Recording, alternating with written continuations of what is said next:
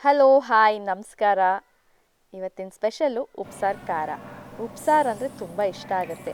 ಆದರೆ ಖಾರ ಮಾಡೋಕ್ಕೆ ಸ್ವಲ್ಪ ಹುರಿದು ಎಲ್ಲ ಪುಡಿ ಮಾಡೋದು ಸ್ವಲ್ಪ ಟೈಮ್ ತಗೊಳುತ್ತೆ. ಸೊ ಹೆಂಗಪ್ಪ ಇದನ್ನು ನಾವು ಈಸಿಯಾಗಿ ಮಾಡ್ಬೋದು ಅಂತ ಯೋಚನೆ ಮಾಡ್ತಿದ್ದೀರಾ? ಕ್ವಿಕ್ ಆ್ಯಂಡ್ ಈಸಿ ಮೆಥಡ್ ಇದೆ. ಆ ಮೆಥಡ್ನ ನಾನು ನಿಮಗೆ ತೋರಿಸ್ಕೊಡ್ತೀನಿ. ಇಲ್ಲಿ ನಾನು ಯಾವುದೂ ಉರಿತಾ ಇಲ್ಲ, ಯಾವ ಮಸಾಲ ಪದಾರ್ಥಗಳನ್ನು ನಾನು ಉರಿತಾ ಇಲ್ಲ.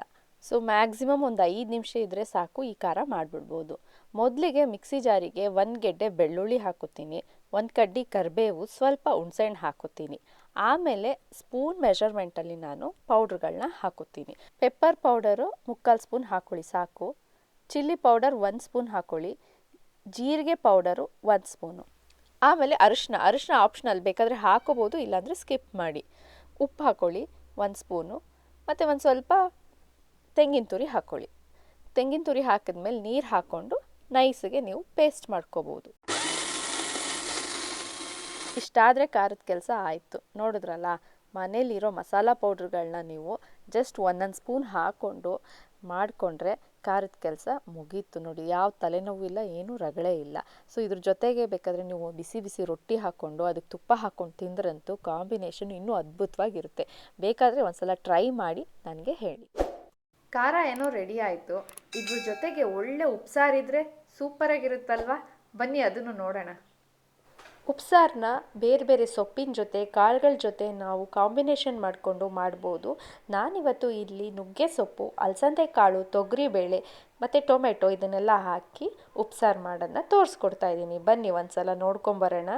ಮೊದಲಿಗೆ ಅಲಸಂದೆ ಕಾಳನ್ನ ಒಂದು ಅರ್ಧ ಗಂಟೆ ನೀರಲ್ಲಿ ಚೆನ್ನಾಗಿ ತೊಳೆದು ನೆನೆಸಿಟ್ಕೊಳ್ಳಿ. ಆಮೇಲೆ ಕುಕ್ಕರಿಗೆ 4 ಗ್ಲಾಸ್ ನೀರು ಹಾಕ್ಕೊಳ್ಳಿ. ಅದಕ್ಕೆ ನೆನೆಸಿಟ್ಟಿರೋ ಅಲಸಂದೆ ಕಾಳು 1 ಕಪ್ಪು, ತೊಗರಿಬೇಳೆ 1 ಕಪ್ಪು, 1 ಟೊಮೆಟೊ ಹಾಕ್ಕೊಳ್ಳಿ. ಉಪ್ಸಾರು ತುಂಬ ಟೇಸ್ಟಾಗಿ ಬರುತ್ತೆ.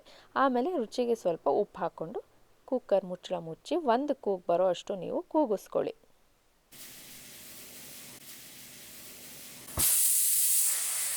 ಸೊ ಕುಕ್ಕರ್ ಪ್ರೆಷರ್ ಬಿಟ್ಟಿದೆ, ಕಾಳೆಲ್ಲ ಚೆನ್ನಾಗಿ ಬೆಂದಿದೆ. ಇವಾಗ ಮತ್ತೆ ಸ್ಟವ್ ಆನ್ ಮಾಡಿ ನುಗ್ಗೆ ಸೊಪ್ಪನ್ನ ಹಾಕಿ ಒಂದು 5 ನಿಮಿಷ ಬೇಯೋದಕ್ಕೆ ಇಡಿ ಸಾಕು.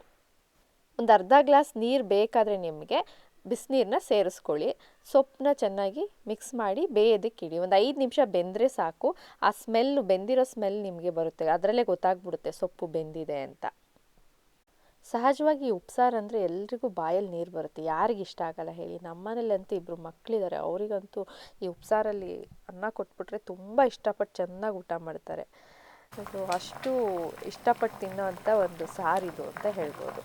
ನೋಡಿ, ಇದು ಕುದಿಯೋಕ್ಕೆ ಬರ್ತಾ ಇದೆ, ಚೆನ್ನಾಗಿ ಕುದ್ದಿದೆ. ಈಗ ನೋಡಿ, ಸ್ಮೆಲ್ ಕೂಡ ಬರ್ತಾ ಇದೆ ನನಗೆ. ಸೊ ಆಲ್ಮೋಸ್ಟ್ ಇದಾಗಿದೆ. ಒಂದು ಸಲ ಚೆನ್ನಾಗಿ ಕೈ ಆಡೋಣ. ಉಪ್ಪು ಬೇಕಾದರೆ ನೀವು ಎಕ್ಸ್ಟ್ರಾ ಹಾಕ್ಕೋಬೋದು ರುಚಿ ನೋಡಿಬಿಟ್ಟು. ಸೊ ನೋಡಿ, ಎಲ್ಲ ಚೆನ್ನಾಗಿ ಬೆಂದಿದೆ. ಇವಾಗ ನಾವೀಗ ಏನು ಮಾಡೋಣ ಅಂದರೆ ಇದನ್ನು ಬಸ್ಕೋಬೇಕಾಗುತ್ತೆ. ಒಂದು ಪಾತ್ರೆಗೆ ಸೊಪ್ಪನ್ನೆಲ್ಲ, ಕಾಳು ಸೊಪ್ಪೆಲ್ಲನೂ ಸೋರು ಹಾಕ್ಕೋಬೇಕಾಗತ್ತೆ. ಸೊಪ್ಪೆಲ್ಲ ಸೋರು ಹಾಕಿದ್ಮೇಲೆ ಅದಕ್ಕೆ ಸ್ವಲ್ಪ ಒಗ್ಗರಣೆ ಕೊಡಬೇಕಾಗತ್ತೆ. ಆಗ ನೀವು ಒಗ್ಗರಣೆಗೆ ಈರುಳ್ಳಿ, ಒಣಮೆಣಸಿನ್ಕಾಯಿ, ಸಾಸಿವೆ, ಒಂಚೂರು ಕಾಯಿ ತುರಿ ಇದೆಲ್ಲ ರೆಡಿ ಮಾಡ್ಕೊಳ್ಳಿ. ಸೊ ರೆಡಿ ಮಾಡಿಕೊಂಡು ಈ ಕಾಳಿಗೆ ಒಗ್ಗರಣೆ ಕೊಡೋಣ. ಪಾತ್ರೆ ಕಾದಿದೆ, ಎಣ್ಣೆ ಹಾಕ್ಕೊಂಡು ಸಾಸಿವೆ ಒಗ್ಗರಣೆ ಹಾಕ್ತಾಯಿದ್ದೀನಿ. ಬೆಳ್ಳುಳ್ಳಿ, 1-2 ಒಣಮೆಣಸಿನ್ಕಾಯಿ, 1 ಈರುಳ್ಳಿ ಒಗ್ಗರಣೆಗೆ, ಅದನ್ನೆಲ್ಲ ಹಾಕಿ ಒಂದು 5 ನಿಮಿಷ ಕಮ್ಮಗೆ ಉರಿಬೇಕಾಗತ್ತೆ. ಸೊ ಆಮೇಲೆ ನಾವು ಬಸ್ಕೊಂಡಿರೋ ಸೊಪ್ಪು ಇರುತ್ತಲ್ಲ, ಆ ಸೊಪ್ಪನ್ನ ಹಾಕಿ ಸ್ವಲ್ಪ ಬೇಯ್ಕಿದ್ರೆ ನಿಮಗೆ ರುಚಿಗೆ ಉಪ್ಪು ಹಾಕ್ಕೊಳ್ಳಿ. ಉಪ್ಪು ಹಾಕ್ಕೊಂಡು ಕಾಯಿ ತುರಿ ಹಾಕ್ಕೊಂಡು ಒಂದು ಸಲ ಮಿಕ್ಸ್ ಮಾಡಿ. ಇದನ್ನು ತುಂಬ ಹೊತ್ತು ಬೇಯಿಸೋ ಅವಶ್ಯಕತೆ ಇರಲ್ಲ. ಒಂದು ಸಲ ಹಾಗೆ ಮಿಕ್ಸ್ ಮಾಡಿದ್ರೆ ಸಾಕು, ಪಲ್ಯ ರೆಡಿ ಆಗುತ್ತೆ. ಸೊ ನೋಡೋಕ್ಕೇ ಇದು ತುಂಬ ಚೆನ್ನಾಗಿ ಅನಿಸ್ತಾ ಇದೆ, ತುಂಬ ಟೇಸ್ಟಿಯಾಗಿ ಅನಿಸ್ತಾ ಇದೆ. ಖಂಡಿತ ನೀವೆಲ್ಲ ಒಂದು ಸಲ ಮನೇಲಿ ಟ್ರೈ ಮಾಡಿ ನನಗೆ ಹೇಳಿ ಹೆಂಗೆ ಬಂದಿದೆ ಅಂತ. ಉಪ್ಸಾರು ಅಷ್ಟೇ ತುಂಬ ಟೇಸ್ಟಿಯಾಗಿರುತ್ತೆ. ಇದ್ರ ಜೊತೆಗೆ ಸೊಪ್ಪಿನ ಪಲ್ಯ, ಖಾರ, ರಾಗಿ ಮುದ್ದೆ, ತುಂಬ ಹದವಾದ ರಾಗಿ ಮುದ್ದೆ ಮಾಡೋದನ್ನು ಹೇಳ್ಕೊಟ್ಬಿಡ್ತೀನಿ, ನೋಡಿಬಿಡಿ. ರಾಗಿ ಮುದ್ದೆ ಎಲ್ಲರೂ ಮಾಡ್ತಾರೆ, ಆದರೆ ಹದವಾದ ರಾಗಿ ಮುದ್ದೆ ಹೇಗೆ ಮಾಡೋದು ನೋಡೋಣವಾ? ಮೊದಲಿಗೆ ನಾನು 2 ಗ್ಲಾಸ್ ನೀರು ತೊಗೊಂಡು ಅದನ್ನು ಒಂದು ಪಾತ್ರೆಗೆ ಕುದಿಯೋದಕ್ಕೆ ಹಾಕ್ತೀನಿ. ಜೊತೆಗೆ ಸ್ವಲ್ಪ ಉಪ್ಪು ಸೇರಿಸ್ಕೊಳ್ಳಿ, ಮುದ್ದೆ ಸ್ವಲ್ಪ ರುಚಿಯಾಗಿ ಬರುತ್ತೆ. ಆಮೇಲೆ 1 ಸ್ಪೂನ್ ಎಣ್ಣೆ ಕೂಡ ನೀವು ಹಾಕೋಬಹುದು. ಇದರ ಜೊತೆಗೆ 1 ಸ್ಪೂನಷ್ಟು ರಾಗಿ ಹಿಟ್ಟನ್ನ ನಾನು ಆ ನೀರಿಗೆ ಹಾಕಿ ಅದನ್ನು ಹಾಗೆ ಚೆನ್ನಾಗಿ ಮಿಕ್ಸ್ ಮಾಡ್ತೀನಿ. ಸೊ ನೀರು ಕುದಿಯೋಕ್ಕೆ ಬಂದಿದೆ. ಸೊ ಇವಾಗ ನಾವು ಯಾವ ಗ್ಲಾಸಲ್ಲಿ ನೀರು ತೊಗೊಂಡಿರ್ತೀವಿ ಅದೇ ಗ್ಲಾಸಲ್ಲಿ 1.5 ಗ್ಲಾಸ್ ಅಷ್ಟು ನೀವು ರಾಗಿ ಹಿಟ್ಟನ್ನ ಈ ಕುದಿಯೋ ನೀರಿಗೆ ಹಾಕಿ ಒಂದು 5 ನಿಮಿಷ ಹಾಗೇ ಬಿಡಬೇಕು. ಸೊ ಅದು ನೀರಲ್ಲಿ ರಾಗಿ ಹಿಟ್ಟು ಬೇಯ್ತಾ ಇರುತ್ತೆ. 5 ನಿಮಿಷದ ನಂತರ ಮುದ್ದೆ ಚೆನ್ನಾಗಿ ಬೆಂದಿರುತ್ತೆ.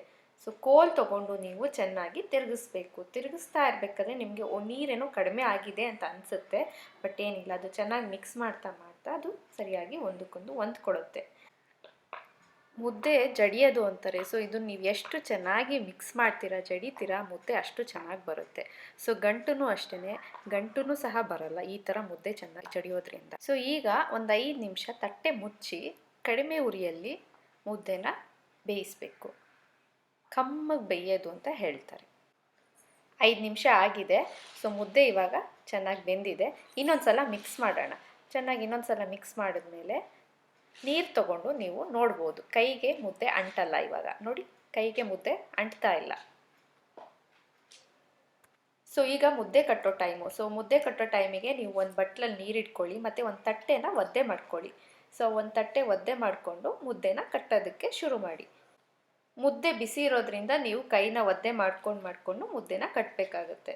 ಸೊ ನೋಡಿ, ಮುದ್ದೆ ಒಂದು ಸ್ವಲ್ಪನೂ ಗಂಟಿಲ್ಲ ಮತ್ತು ತುಂಬ ಚೆನ್ನಾಗಿ ಬೆಂದಿದೆ. ನೀವು ನೋಡ್ತಾ ಇದ್ರೇ ಗೊತ್ತಾಗುತ್ತೆ ಸೊ ಎಷ್ಟು ಚೆನ್ನಾಗಿ ಮುದ್ದೆ ಬಂದಿದೆ ಅಂತ. ಈ ಮುದ್ದೆಗೆ ನುಗ್ಗೆ ಸೊಪ್ಪಿನ ಉಪ್ಸಾರಿದೆ, ಖಾರ ಇದೆ, ಸೊ ಈಗ ನಾವು ಸೊಪ್ಪಿನ ಪಲ್ಯ ಇದೆ. One of the best combination. ಮುದ್ದೆಗೆ ಇದು ಒಂದು ಒಳ್ಳೆ ಕಾಂಬಿನೇಷನ್ ಅಂತ ಹೇಳ್ಬೋದು. ಈ ವಿಡಿಯೋ ನಿಮಗೆಲ್ಲ ಇಷ್ಟ ಆಗುತ್ತೆ ಅಂತ ಅಂದ್ಕೊಂಡಿದ್ದೀನಿ. ಸೊ ಮುಂದಿನ ವಿಡಿಯೋದಲ್ಲಿ ಸಿಗೋಣ. ಅಲ್ಲಿವರೆಗೂ ಎಲ್ರಿಗೂ ಬಾಯ್, ಟೇಕ್ ಕೇರ್. ಸಬ್ಸ್ಕ್ರೈಬ್ ಮಾಡೋದು ಮರಿಬೇಡಿ. Thank you.